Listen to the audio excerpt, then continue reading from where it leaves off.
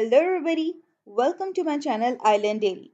My name is Dr. Amen, and I'm an optometrist. And today we are going to understand what is Prentice Rule and how is it going to affect your prescription. So let's get started.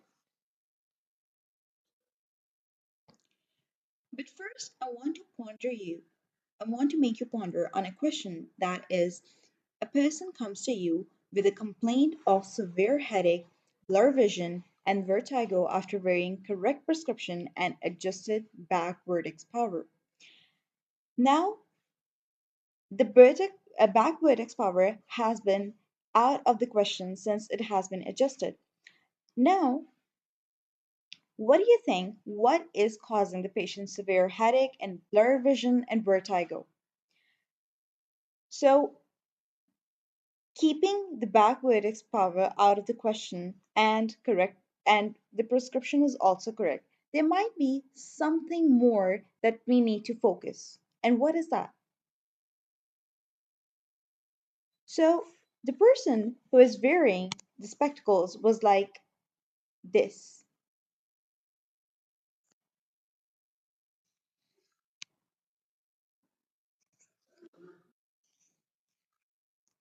with his eyes right over here.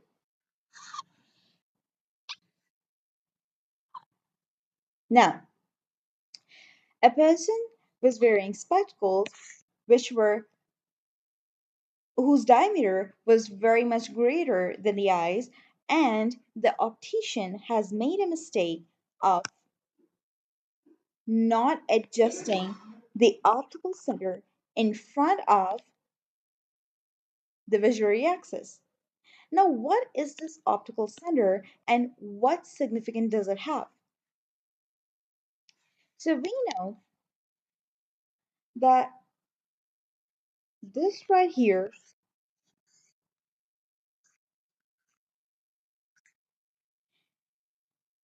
this right here is a concave lens, and this right here is a convex lens. So a concave lens is an apex to apex prism is constructed by making two prisms attached with apex to apex.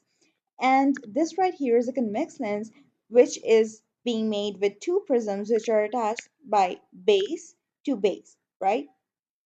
Now, this point is principal point because when the light rays are going to pass through this point, they are not going to deviate, which means that they are not going to bend, right? However, if a light is going to pass from here, it is going to go like this. And if a light is going to pass through from here, it is going to refract like this because the direction of light is in the direction of the base, right? So this point right over here is very important, right? And this point is called the optical center. Now, when before the construction of that lens in the frame, the lens is a round spherical has a round shape, and it has to be constructed according to the size of frame. Now, before constructing it, the center of the optical center is in the center of that blank. Before construction, we call that lens a blank. The optical center is in the center of that blank lens, right? But when you construct that blank into the style of the frame, just like this, you have to make sure that this optical center lies in the center of the spectacles. So you have to make sure that this optical center lies in the center of the spectacle frame, lies in accordance with the visual axis of the eye. right? Now, a person might be wearing, just like in this example, a person might be wearing spectacle like this, and its optical center might be, you know, might be off the center of the visual axis. So an optician has to make sure that this optical center lies in front of that visual axis. Now, what if it does not? If it does not, it is going to cause patient very discomfort and severe asymptomatic symptoms. And the person is going to complain again and again that his prescription is not correct. Now, you have to measure how much prismatic deviation is it causing, and if it is base in, base out, or base up, or base down, right? Now, first thing that you have to do is on the Fossimeter,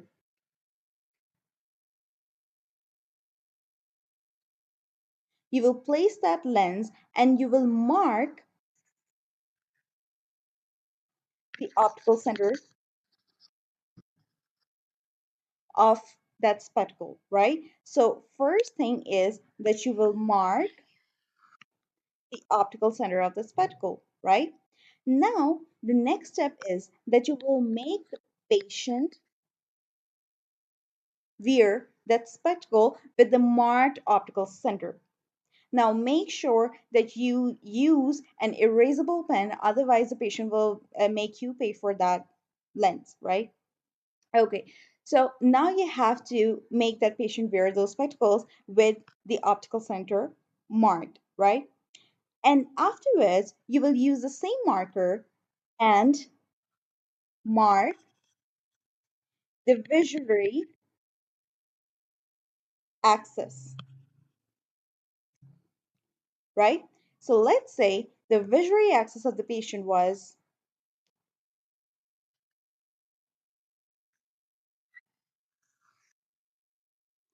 this was the optical center, and let's say that the visual axis was right over here. Or should I say that, let's make it more convenient, right? So this right here is the visual axis, and this right here is the optical center. Now the optical center has been come down, right? So what kind of prismatic deviation is it causing? First, you have to measure this in millimeters. You will measure this in millimeters, and let's say it is somewhere between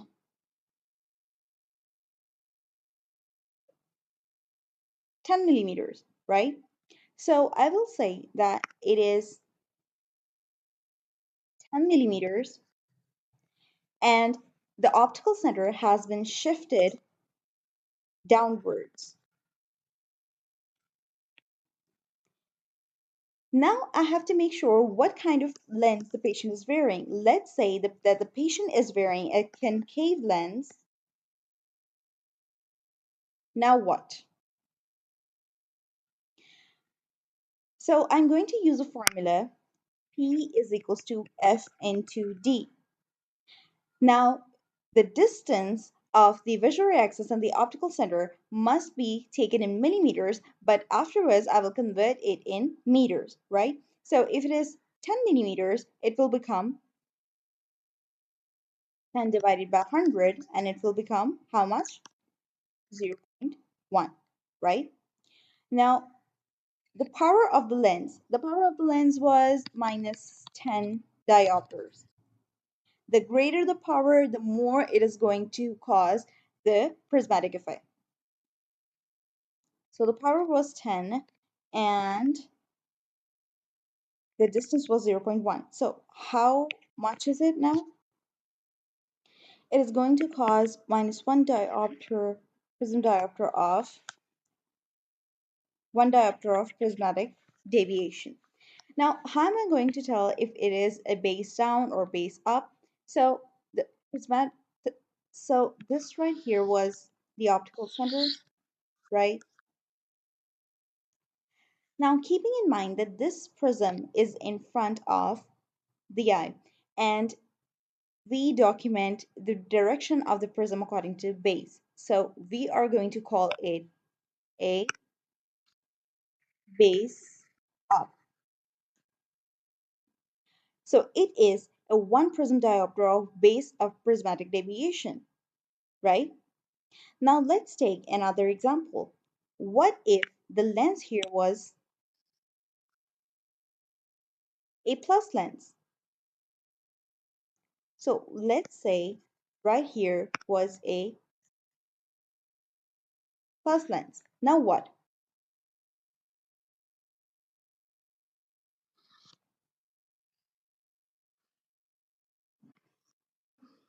Right?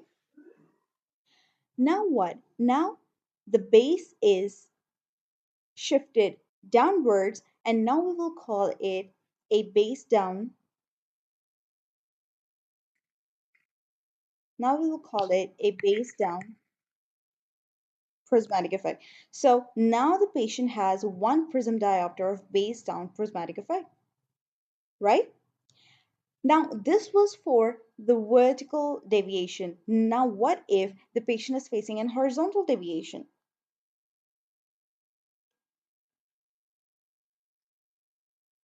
All the steps are going to remain the same. However, now what if the patient's visual axis was right here and now his optical center is right over here? So this right here is the optical center and this right here is the visual axis. Now what? What if the patient is wearing a concave lens?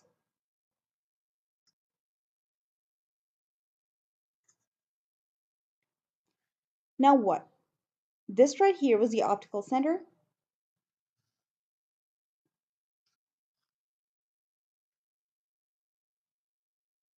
So now the patient is having what?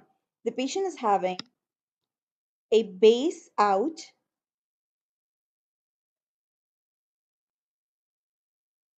prismatic effect of one prism diopter, right? Now what if it was a convex lens?